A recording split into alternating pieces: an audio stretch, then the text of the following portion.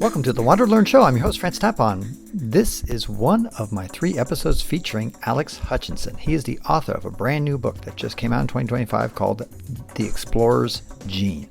He wrote a best-selling book about endurance called Endurance. This book explores the topic of whether or not there is a gene that pushes us to explore and all the implications around exploring. So episode 1 talks about whether or not there's a gene. Episode number 2 talks about how technology has impacted our desire to explore. It also touches on the question of whether exploration is required to have a fulfilling life. Episode number 3 is about exercising your explorer muscle. Exploring versus exploiting. And exploiting is, by the way, not a bad term in this context. And finally, we revisit the question about whether exploration and the desire for exploration is in our DNA. Alex is a fascinating, profound individual. I appreciated his book, and I hope you appreciate this podcast with him. Let me ask you about modern technology and how it may have impacted our desire to explore. Because right now, I can just go on Google Earth and also Google Street View. You can see a lot of stuff without having to leave the couch. And then there's GPS. I mean, one of the things that I kind of quote unquote enjoyed, and of course you and I think are a bit retarded and strange in this way, but we kind of enjoy getting lost. And nowadays it's almost impossible to get lost because you always know the GPS will tell you where you are.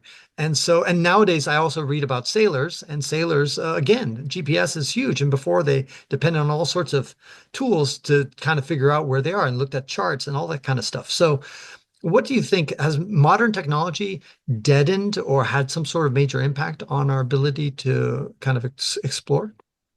I think it's having an impact, and the impact is growing with every passing day and every passing minute. And that's something that I actually, by the time I finished writing the book, I was more concerned about than I had been, to the extent that I'm making conscious efforts to look. I don't mind getting lost. I don't want to get lost every time I head out of the door. So I use GPS mapping, but I try to use it in a way, like I'll look up how to get to a place. I'll put it check it on my phone, and then I'll put my phone down and I'll try and drive there because there's different ways of finding your way in the world. One of which is sort of first person, egocentric. You're following landmarks. You're saying I need to go to 3 blocks that way, and then I turn right at the gas station, as opposed to you may not. So if you're following turn by turn directions on a GPS, you're not actually building a map in your head of where you're going. You may not know how all these places are connected, and you wouldn't be able to find your own way back. So anyway, I try not to use turn by turn directions except when I need them. And a couple of weeks ago, I was taking my kids to a birthday party, and I missed a turn that I should have taken because I wasn't following the turn by turn. And of course, my kids are in the backseat chirping, saying, "Mommy uses Waze. If you were using Waze, we wouldn't have missed that turn." I'm like, you know what? Like, we're gonna be there in plenty of time. We're gonna be 35 seconds later than we would have been because I went 2 blocks. Like, relax. The consequences of this were minor, and the benefits is that I'm looking around, and now we've never been down this street before. Look, we're going down a new street. Like, celebrate that we got a chance to wander. But so I'm speaking of wandering, I'm wandering off the topic of your question. Which Don't worry, the name of the podcast show is WanderLearn. There we go. So I'm right at home here. But yeah, the GPS is one aspect of it. But I think your question also gets to something that I've really wrestled with a lot, which is like, yeah, what is the difference between climbing Mount Everest? What is the difference between like Edmund Hillary and Tenzing Norgay climbing Mount Everest versus I pay $100,000 and someone guides me up Everest, tells me exactly what to do at every given point, or sitting at home and watching an amazing documentary about climbing Everest, which may actually give me better scenery and like.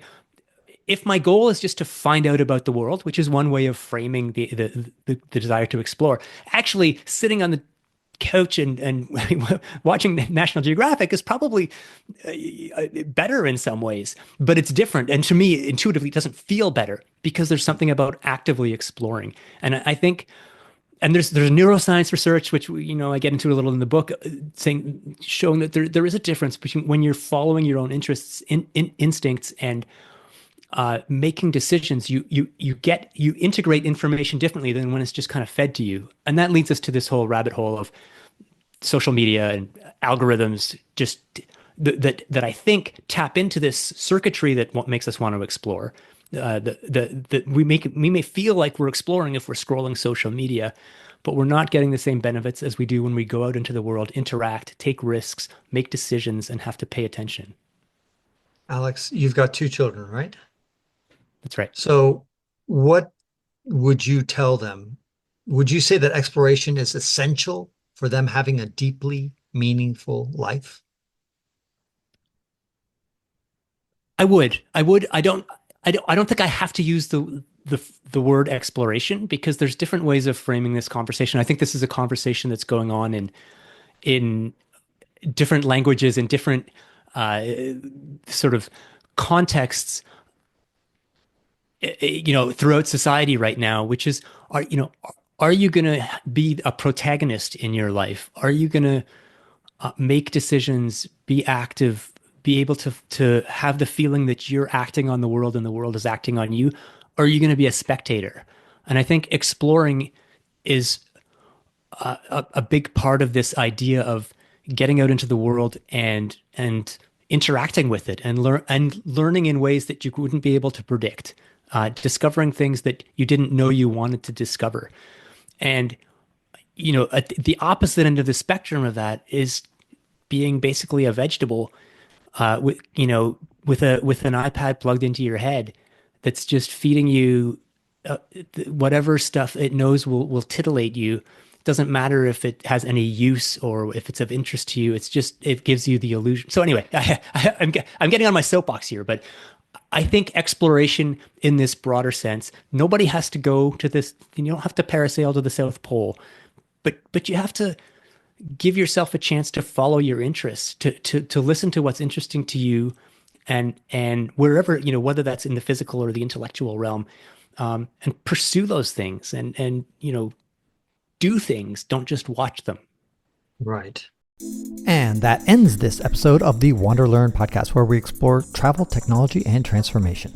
If you'd like to see the show notes with links to what we've talked about, go to wanderlearn.com and click on this episode. If you'd like to connect with me, just remember Tapon. That's my first initial and my last name. Tapon is always my social media username. My website is ftapon.com. Do you want to leave me an anonymous voicemail where you can make a comment or ask a question?